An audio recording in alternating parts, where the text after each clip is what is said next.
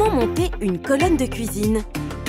Dans la cuisine, la colonne peut avoir de nombreuses fonctions. Offrir un vaste espace de rangement avec de simples étagères ou des systèmes coulissants, encastrer l'électroménager.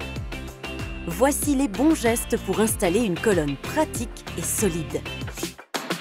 Rien ne vaut une bonne préparation. Pensez à bien utiliser la languette de vos cartons pour ouvrir vos colis sans risque ni pour vous ni pour le meuble. Aidez-vous du pas à pas de la notice pour assembler la colonne en fonction de l'utilisation que vous avez choisie pour votre meuble. On commence par les pieds. Basculez votre colonne sur un côté pour pouvoir positionner le socle du pied au bon emplacement. Si votre colonne est placée au bord de votre cuisine avec un retour visible, vous devez placer la partie triangulaire vers l'intérieur pour laisser l'espace nécessaire à la plainte. Si ce n'est pas votre configuration, vous pouvez placer la partie triangulaire vers l'extérieur pour rigidifier le meuble. Insérez les pieds à l'aide d'un maillet et réglez la hauteur de la plainte. Faites-vous aider de bras supplémentaires pour rebasculer la colonne sur ses pieds. Bien poser la joue de finition. Si vous avez prévu une joue de finition, il faut la poser avant de fixer votre colonne au mur. Déposez la face de la joue qui sera visible dans la cuisine sur un carton. Puis renversez et alignez votre colonne sur la joue. Vissez avec des vis de 30 mm de longueur. Votre colonne est prête pour la pose.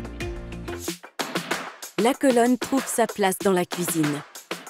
Positionnez la colonne près du meuble voisin. Ici, pour laisser l'emplacement du lave-vaisselle, nous prévoyons un espace vide de 60 cm. Réglez la hauteur des pieds à l'aide de votre niveau à bulles.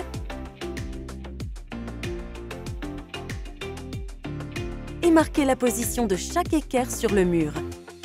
Retirez la colonne et percez selon les diamètres de fixation adaptés à votre mur. Il ne vous reste plus qu'à repositionner la colonne et la fixer au mur. Si des canalisations sont apparentes dans votre cuisine, rendez-vous dans la vidéo « Comment réaliser des découpes de passages de tuyaux au dos du meuble de cuisine » pour découvrir comment bien découper le dos de votre colonne. Si une prise est prévue sur le mur qui accueille votre meuble, vous devez découper le dos de votre colonne avant de la poser. Prenez les dimensions de l'emplacement de votre prise, reportez-la sur le dos du meuble, puis découpez à l'aide d'une scie sauteuse. Notre astuce ? Commencez par percer 4 trous à la perceuse pour faciliter le passage de la scie sauteuse.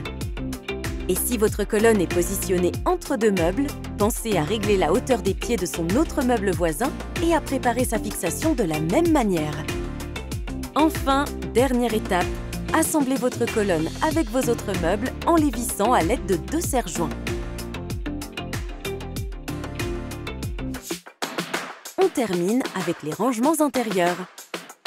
Vous touchez désormais au but. Selon l'aménagement choisi, si vous avez des étagères, c'est le moment de les positionner en fixant les taquets à la hauteur souhaitée pour les installer. Bravo! Votre colonne est posée et solidement fixée. Il ne vous reste plus qu'à l'aménager pour répondre parfaitement à vos besoins.